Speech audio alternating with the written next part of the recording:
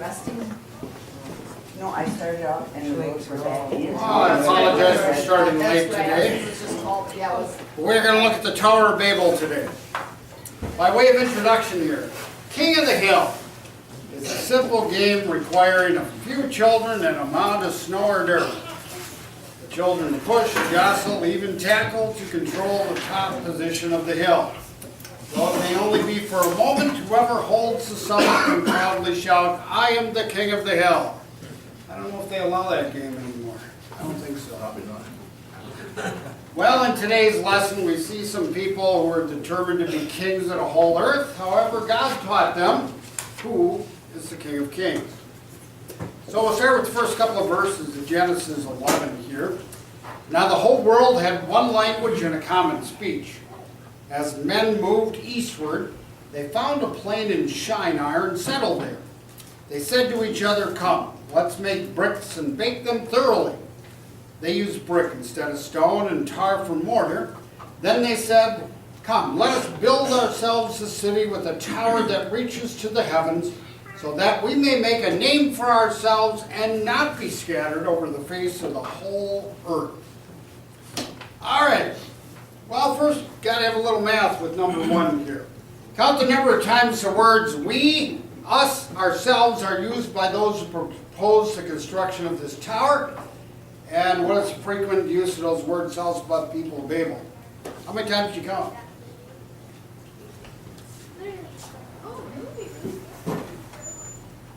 I can give you the answer if you. Ah, wait a minute. That way I can get a drink. I thought I might have to bring you up some water during the sermon today. Almost did. Want some more? How many you got? I see the word we once. Just find 5 different instances.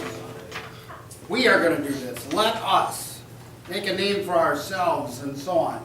Very self-centered, weren't they? That's what, the frequent use of those words tell us they were a little self-centered, weren't they? Well, number 2, why did the people of Babel want to build the tower? They got a couple of reasons. They make a name for themselves. Okay, they did not want to be scattered. Why else? Wanted people to remember them. They wanted to make a name for themselves. They wanted everybody to respect them and fear them. Well, number 3, the proposed tower was to reach the heavens. People felt it was within their power to reach their goal. When you consider that the many false religions of the world, why can we say that mankind has never stopped trying to build towers like this one? We're still going into space. Yeah. Why? Kind of like why'd they build the Hubble telescope? Well, they think they can see everything of God. They want to find the beginning of the universe. Probably even close. Well, all they got to do is, instead of spending millions of dollars, spend $5 on a Bible. Yeah. A little cheaper, that'll tell you where the world came from. Or how many people, like people in Babel, they wanted to build this tower so they could get to heaven. How many people try to build their own little towers to get themselves into heaven? Take their names, whatever. Sure. And really it comes down to, there's really only 2 religions in the world. There's man's and there's God's. God says, I did everything for you. I saved you, I brought you to faith, I bring you to heaven. Man says, I have to do something. Those are the only 2 religions in the world. I don't care what church body you look at, it's going to fall under one of those 2. Number 4. The builders intend that they not be scattered over the face of the whole earth. Seems innocent at first. But according to Genesis 9:1, of what were they guilty? Anyone remember Genesis? I didn't print it here. God told man Be to fruitful. Be fruitful and multiply and fill the earth. Scatter out. They were defying God's very simple command. Well, number 5, Pastor has commented that the Babel builders had sustenance, security, and status as their goals in life. All too regularly, we're tempted to have the same goals. Comment on how the following truths give us an antidote against the poison of getting such earthly and fleshly goals. First passage, Matthew 6. Jesus says, "Do not store up for yourselves treasures on earth, where moth and rust destroy and where thieves break in and steal. But store up for yourselves treasures in heaven, where moth and rust do not destroy, and where thieves do not break in and steal." Real easy to get distracted by all the things of this world. What's the problem with the things of this world? They don't last. They don't last. You know, I always think of cars. Like a brand new car. How long is it gonna last? For that first dent? Yeah. Actually, by the time you get home, it ain't worth as much as it was when you The bought moment you it. drive off the lot, it kind of goes right down the tube. Or what people will do just to get the almighty dollar. Yeah. And lie, cheat, steal, they'll do anything they can to get that almighty dollar. And it's so easy to get distracted by the things that are not going to last. Rather concentrate on the heavenly things. Those things do last. Well, Jesus said in Matthew 6, "But seek first his kingdom and his righteousness, and all these things will be given to you as well." What's the most important thing in this world? Salvation. People say if you have your health, you have it all. Good education will get you anywhere in life. Are those the most important things? You're gonna die. Seeking first God and his kingdom is number one. Don't worry about the other things. God's going to take care of you.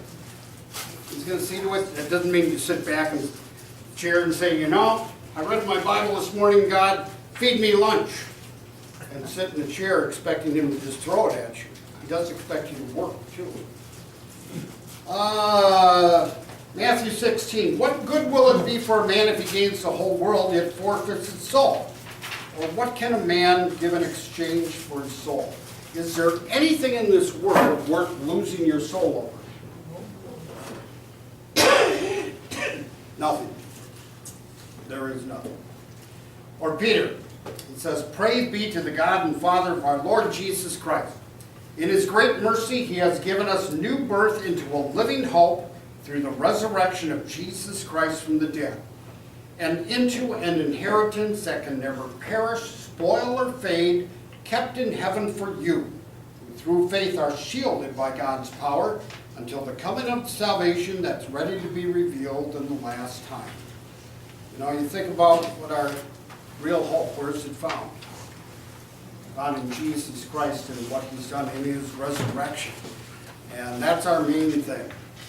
All right, well, let's look at verses 5 to 9. "But the Lord came down to see the city and the tower that the men were building. The Lord said, if as one people speaking the same language they have begun to do this, then nothing they plan to do will be impossible for them. Come, let us go down and confuse their language so that they will not understand each other. So the Lord scattered them from there over all the earth, and they stopped building the city. That is why it was called Babel, because there the Lord confused the language of the whole world. From there the Lord scattered them over the face of the whole earth." Well, the next one, very simply, verse 5 does not mean God took on human form and he walked around a construction site. Rather, it teaches us God did not make a snap judgment. He thoroughly evaluated the whole situation. Comment on the fact, on how the facts gives you comfort when you think about your life, your challenges, and your sin. It's kind of like what I talked about in the sermon this morning. God knows you. What do you think about it? There's over 6 billion people in the world. He knows you by name. And he knows every little detail about you. What's the comfort in that? He takes care of us. We know he takes care of us. Yeah. I mean, so often we say, God, people don't understand what I'm going through. God knows exactly what it is. And he not only understands it, he can do something about it. And yeah, sometimes it can be scary knowing he knows all of my thoughts, words, and actions, the sinful.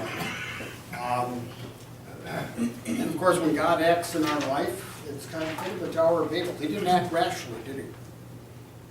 And he doesn't do that in our lives either. Everything's planned out when you think about it. Like I mentioned in the sermon, before this universe was ever created, he knew you.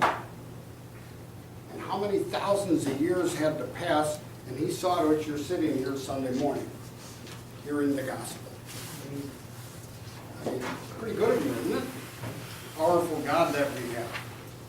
Well, how about the second one there? We can imagine the confusion in the construction site once God confused the languages. Well, what about other problems beyond simple misunderstanding might multiplied languages, multiple languages that cause? Obviously, you got the one thing where, I turned to Dave and I said, give me a hammer. And you look at me like, where's he talking No about? comprende. No comprende. And I go, huh? And all of a sudden, simple things, you can't understand that. What other problem might be involved with that?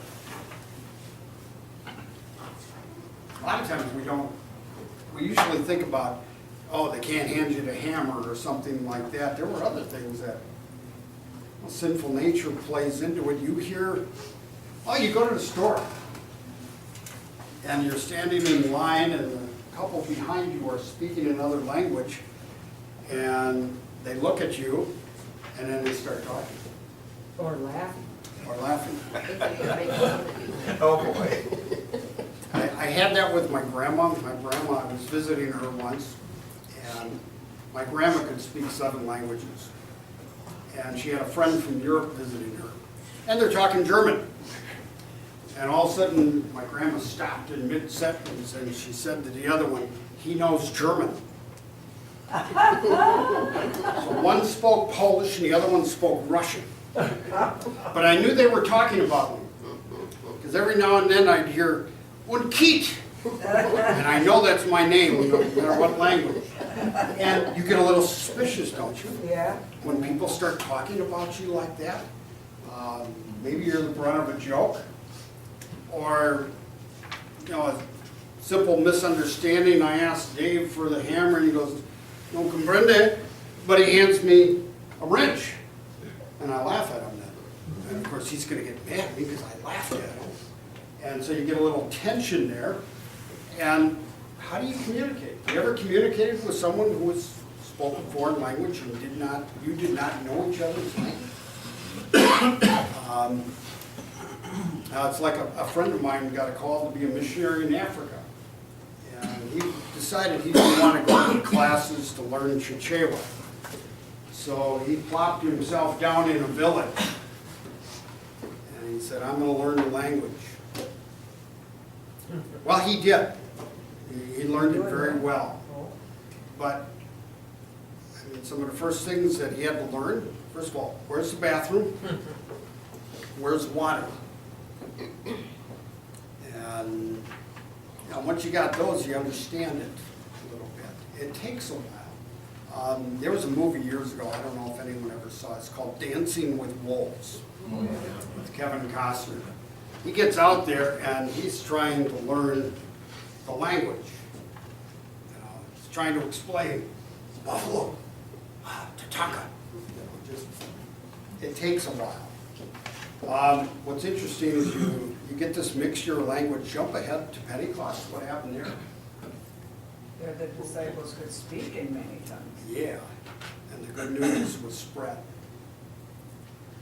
Well, number 3, Martin Luther observed that the judgment God sent to the builders of Babel was far more horrible judgment than that sent through the flood about 100 years earlier. In what way might the confusion of languages have been worse than the flood? Everything. Basically, with the flood, one generation got wiped out. everybody in the world got wiped out. But language confusion Last forever. kept going, didn't it? You still have it today. How many different languages are there in the world? How many different Maybe 6 English billion. languages are there? Maybe 6 billion, because there's that many people. That could be. And, you know, you look at it, there are people who can listen to you talk and they know exactly where you're from. Yeah. You're from South Minnesota, just by your accent and the words that you use. And we look at it and say, we don't talk any different, do we? Yes. We do not talk like the movie Fargo. Right. Maybe some people do. That's the But, ones up north. Up north. I always kid Andy about that because he lives in Fargo. All right, number 4. People of Babel didn't want to acknowledge God. How are the words of Psalm 40 verse 10 a rebuke for unbelievers such as people of Babel? Psalm 46:10 says, "Be still and know that I am God. My name will be exalted among the nations." How are those same words a comfort for the believers? There is a true God. And even though people may not acknowledge him, it's going to be tough for them come Judgment Day. Didn't Paul say every knee will bow? Everybody on Judgment Day is going to have to bow down. Everybody is going to have to confess Jesus Christ is Lord to the glory of God the Father. Everybody. How are you going to do it?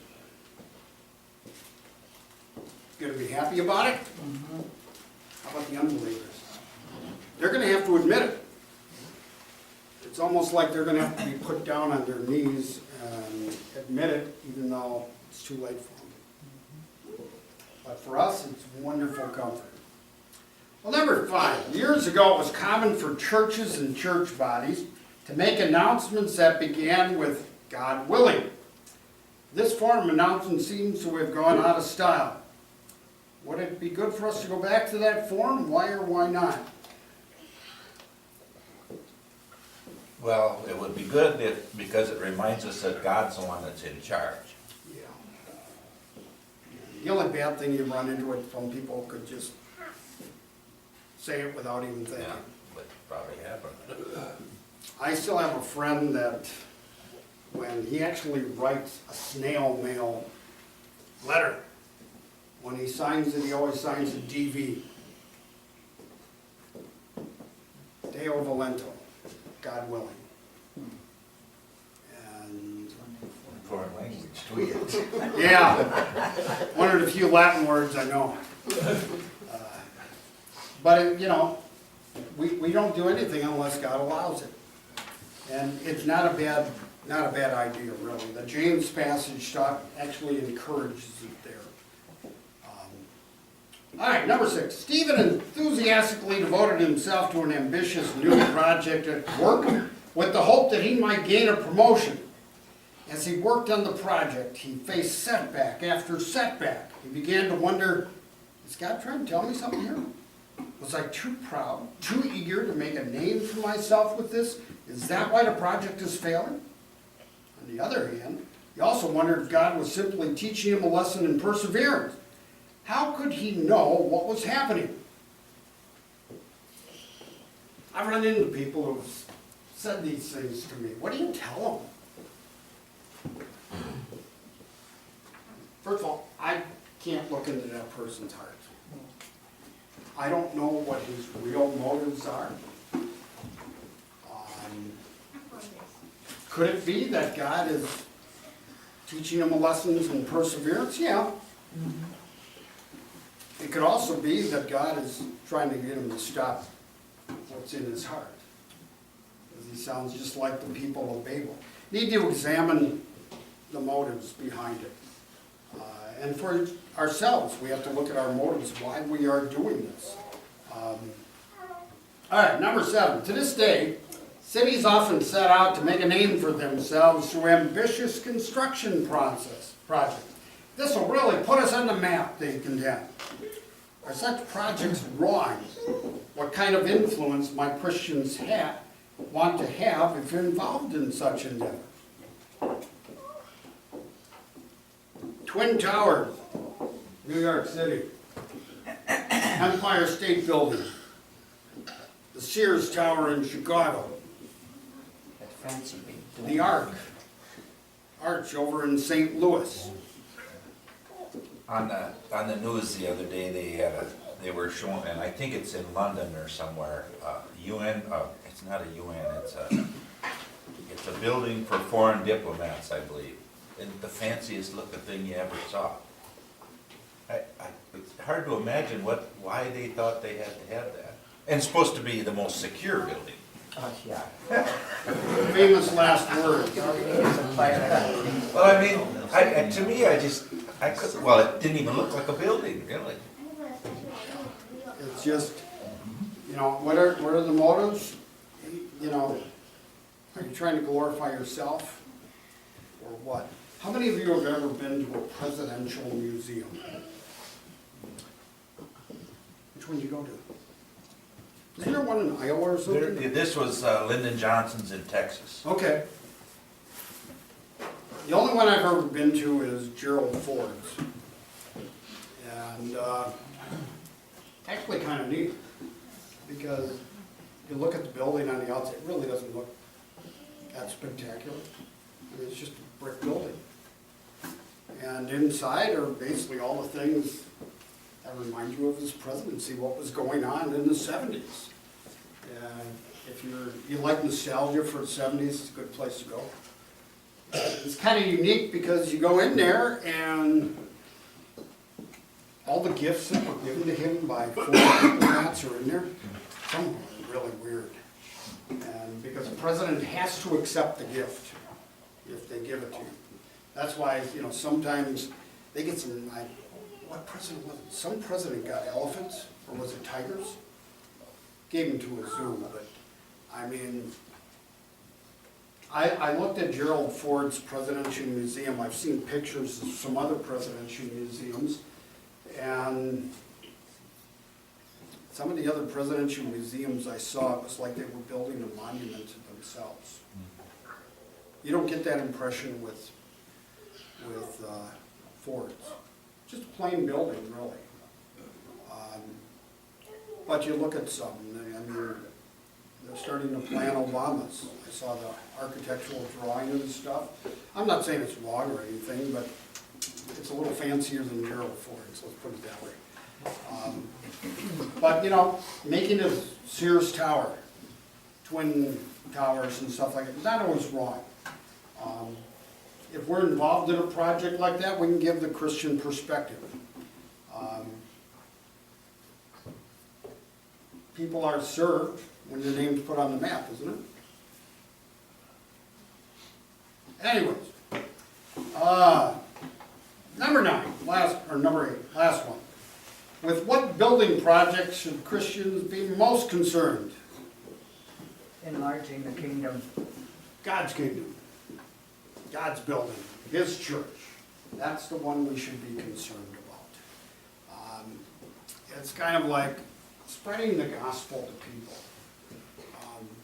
I'll be honest with you, my intent when I share the gospel with people is not to get them through our church doors. That is not my intent. I do not share the gospel to build up our church. I do it to build up God's church. There's a lot of people I've shared the gospel with that I'm going to see them in heaven. They're members of God's church. That's the most important. They come to our church, great. That's a benefit. But it's not the main goal. I want them to hear the gospel. All right. In the summary there, it says, people at the time of Babel were more concerned about gaining power and making a name for themselves than about fulfilling God's plan. By confusing their languages, God demonstrated that He is King of Kings and Lord of Lords, and that His name is a name that is above every name. And there has been a confusion with languages, but now it's interesting we can do today. You go to an internet site, and I mean, I've gone to many internet sites where it's written in Chinese. Let Google translate it for you. Not always good, but at least you have a rough idea of what's going on. I actually used the app on my phone a couple of times where I was talking to somebody who did not speak English. And so I wanted to say something to him, so I spoke into my phone and I said, this person speaks Portuguese. And so whatever I said into my phone, said to them in Portuguese. And whatever they said to me in Portuguese came out in English. So we can get over that, can't we? Of course, being in America, so many people want to learn English. I've seen this with people who have been foreign exchange students like to Germany. They get to the home and they don't want to speak German. They want to learn English. It's kind of tough sometimes.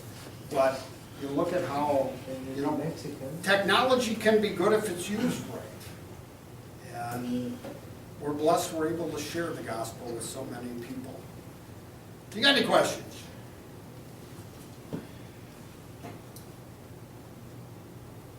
Well, let's close with the prayer that we have here. Lord Jesus, your name is above every other name. Lead us to concern ourselves, not with making a name for ourselves, but with bringing glory to your saving name. Amen. Have a good day.